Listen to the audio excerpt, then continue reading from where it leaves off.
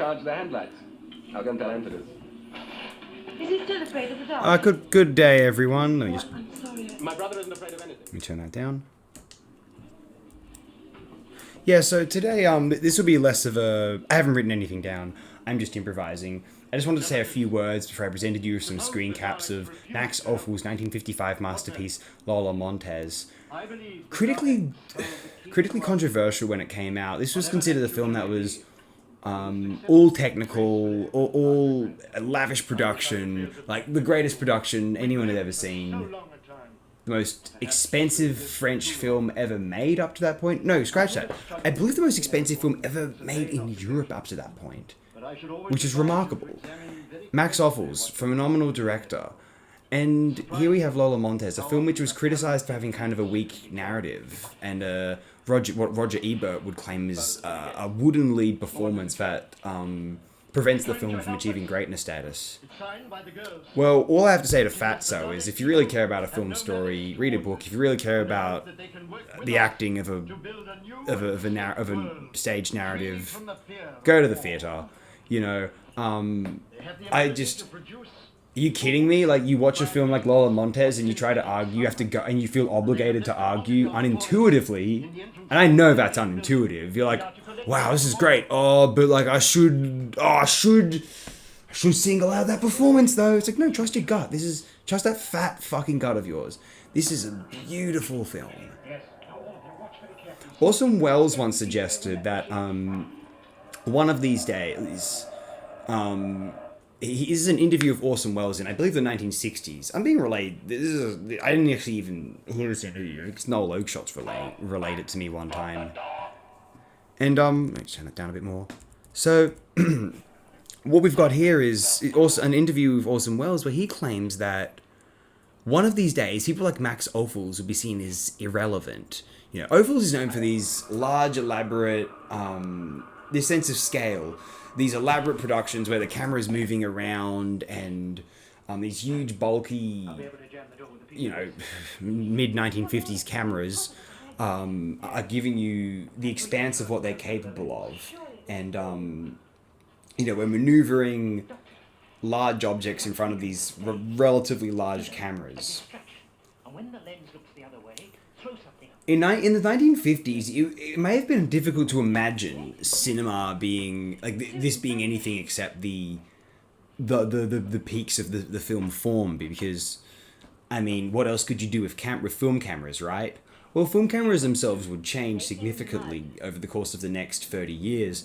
In 1985, I think, this is literally 30 years on, actually, Mark Rappaport directs Chain Letters, and I would love to have seen Orson Welles view Chain Letters, because apparently in this interview, Orson Welles was talking about, one of these days, cameras will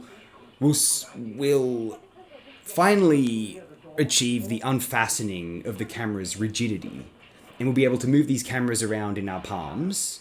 And that's when you get a film like Mark Rappaport's Chain Letters is a film which, it's the birth of a nation if, it's D.W. Griffith if that had started out with, it's this kind of formative cinematographic philosophy if cameras had, let's say if film cameras had been invented in 1985, and they were the ones that, these handheld cameras, that Mark Rappaport's, these relatively portable cameras, film cameras that Mark Rappaport's using to direct 1985's Chain Letters, it's a completely new cinematographic vision. Even today, like Chain Letters, I mean to divert from Max Ophuls, actually I do, but a vision in 1985's Chain Letters by Rappaport, it's so new and fresh and original. A lot of people shooting films on camcorders, portable cameras today, will seek to reappropriate traditional rigid camera, large scale cameras on cranes productions in the context of these films shot on smaller frames. And I think that's a bit of that's a capacity for ineffectiveness, let's say. There's something jarring about that. Anyway, I've rambled about a film which we're not even discussing today. I'll have to discuss. Holy hell! Isn't this proof that I really need to get a discussion of Mark Rappaport and Chain Letters off of my chest? But I hope the Lola Montes screen caps made for a good backdrop for this. No, seriously, Lola Montes is a phenomenal film. Just look at this. I mean, hey, if you like the works of Powell and Pressburger in the 40s and early 50s, this is very easy to like as well. And apparently it was an enormous influence on the French New Wave.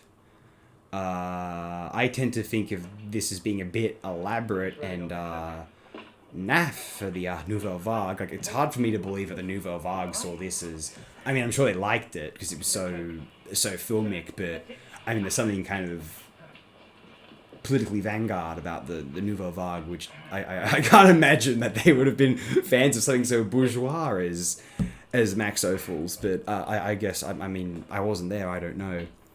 What do I know? Not much, apparently. Anyway, have a fantastic day, everyone. Lola Montes is highly recommended. Sorry for the more or less waste of a video. I mean, but like, there's many essays written out there about Lola Montes. I figure, am I gonna like write something new and interesting about this film by typing it out, or am I gonna say something potentially fresh, unique, and authentic at least, if nothing else, about the picture if I just ramble? And ramble I have.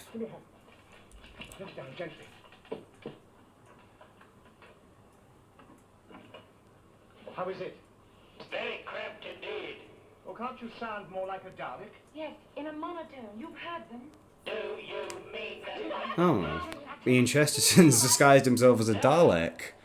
Does that disrupt later canon? I've only recently started watching this show.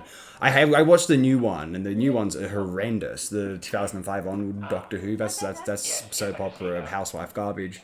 But I started watching old Who because I love old Star Trek, so I figured there's no reason. And yeah, this is fucking gold. Holy hell, it's beautiful. Anyway, have a great day, everyone.